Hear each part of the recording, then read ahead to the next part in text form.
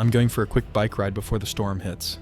Anne Faber texted her boyfriend on September 29, 2017, from the outskirts of Utrecht, Netherlands. She snapped a selfie in the rain, smiling in her black jacket. That photo was the last anyone would ever see of her alive. When Anne didn't come home that evening, her family knew something was terribly wrong. Police launched a massive manhunt. Hundreds of volunteers, police units, helicopters, and even military teams scoured the countryside. 6 days later, they found her jacket, soaked, covered in mud, dumped in the forest. But it wasn't the jacket itself that cracked the case. It was what science found on it. DNA. Inside the jacket lining, forensic scientists found a trace match. It belonged to a man named Michael P., 27 years old. Michael wasn't just any suspect. He had a violent criminal past, previously convicted for raping 2 teenage girls and attacking one with a knife.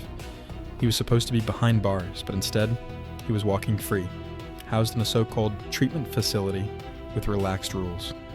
Now, with DNA in hand, police closed in fast. They didn't wait.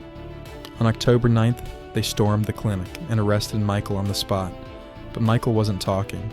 He denied everything, claimed he'd never seen Anne. So investigators played their next move. They showed him the surveillance footage, tracked his mobile location data, and, most damning of all, found Anne's bicycle, buried, just miles from where he had last been seen. It was game over. Under mounting evidence and relentless questioning, Michael broke down. He confessed, but the truth was even worse than imagined. He told police he'd seen Anne cycling alone and panicked because of her resemblance to someone from his past. He forced her into the woods at knife point, held her overnight, assaulted her, then killed her the next morning, smashing her with a shovel before burying her in a shallow grave. And just when police thought they'd found everything, Michael led them to the grave himself. The public was horrified. How was this man, a known predator, allowed outside, unsupervised? In July 2018, Michael P. was sentenced to 28 years in prison, plus mandatory psychiatric detention, one of the toughest verdicts in Dutch history. But the case didn't end in court. Anne's murder forced the Netherlands to change its laws.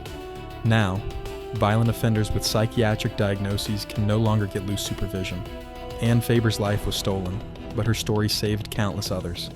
And the photo she took, that rainy day selfie, would become the symbol of a system that failed and the clue that brought justice.